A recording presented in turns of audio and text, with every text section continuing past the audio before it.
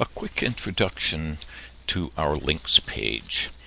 These are links that will be useful in the class and throughout the class. First of all, browser plugins. Now, these may exist in various forms for various other browsers, but the ones mentioned here are for Firefox. And there are only two that are utterly essential, one of which is the download helper, so that you can download videos from YouTube and elsewhere, but primarily YouTube. And the other one is Dictionary Lookup Tool. This allows you to be editing in the classroom, or indeed just looking at any material, and click on a word, right-click on it, and go to the dictionary and do a lookup on it. And the dictionary has a very nice thesaurus attached. Other online resources mentioned here. I'm a little leery to post too many links because links come and go, and I want these to be permanent, but certainly we can assume that YouTube is going to be around for a while. Maybe there are other video databases that are worthwhile as well, but YouTube seems to dominate right now. The online file converter is a very useful tool for changing YouTube videos, for example, into MP3, so you can load it onto an iPod and an MP3 player and have a portable version that you can listen to over and over again. A very important thing to do with the texts that we're going to be looking at. Purdue University Online Writing Lab. Let's assume that Purdue University will continue to do this for some time. It is really a wonderful resource for English reference material and grammatical resources. StreamNet, this was introduced to me by one of my students in Taiwan. It's a very interesting and very extensive database of collocation instances in the English language, the use of one word with another in order to create expressions, in order to recognize the standard expressions that are used in English.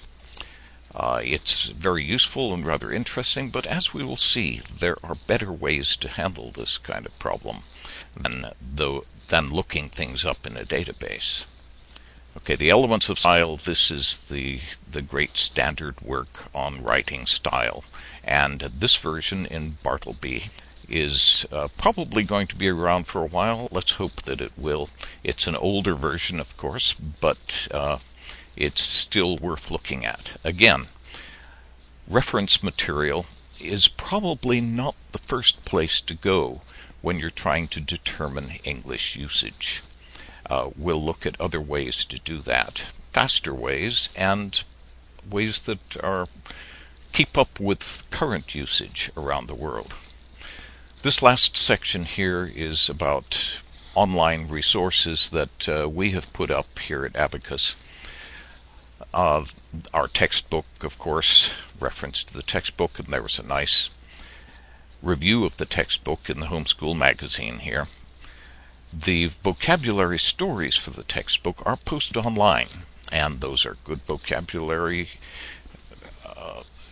practice resources, and also they give you a good concept of what's going on in the book if you're thinking about getting it. This is a list of children's books that are chosen for their use of language and are ideal for enabling children to develop their language naturally by hearing good examples. I recommend those highly. VerbSap, this is an old program that was written in collaboration with a number of English teachers, specifically to use the algorithmic approach that they had developed and implement it in a computer program for conjugating verbs and for creating verb phrases. The only actual data that the program has at its disposal is a list of irregular verbs, the standard list that you'll find in any dictionary. All of the rest of it is done by formula. And therefore, it's an interesting example of how it's possible to create a set of rules which are almost exceptionless in describing the use of verbs in the English language. Anyway, I hope this works well.